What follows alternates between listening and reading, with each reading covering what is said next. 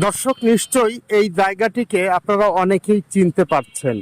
পাশাপাশি দুটি সেতু, এই এলাকাটি বলা হয় যে এটি জোড়া সেতু চর কমলাপুর এলাকা। আমরা দেখছি সেই চর কমলাপুর এলাকার কিছু দৃশ্য।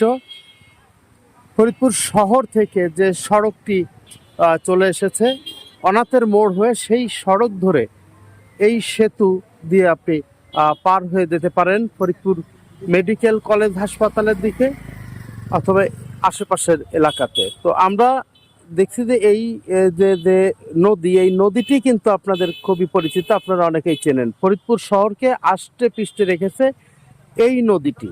এবং এই সেতু জোড়া সেতু হওয়ার কারণ হচ্ছে পূর্বের যে সেতু, সেই সেতুটি দুর্বল হয়ে যাবার পরে নতুন করে এই সেতুটি নির্মাণ করা হয়েছে। আমরা সেটি দেখছি।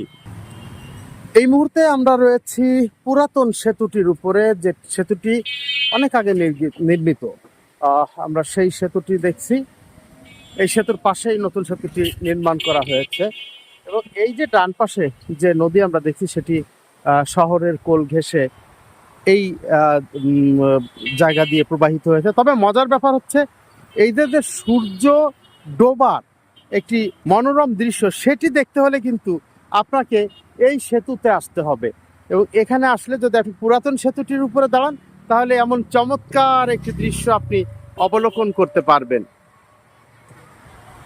এখানে কিন্তু প্রতিদিনই বিকেলে বিভিন্ন জায়গা থেকে মানুষ ঘুরতে আসেন, একটু বিনোদনের জন্য আসেন। যেহেতু ফরিদপুরে আসলে বিনোদনের জায়গা অনেক কম, আর সেই কারণেই কিন্তু মানুষ প্রতিনিয়ত এখানে আসেন। এবং এই সেতুর পাশে কিন্তু একটু আপনার রিফ্রেশমেন্ট নেওয়ার অর্থাৎ খাবার দাবারেরও কিছু সুব্যবস্থা রয়েছে। আমরা একটু দূর থেকে যদিও জুম করে দেখাই, এখানে একটি রেস্তোরাঁ রয়েছে।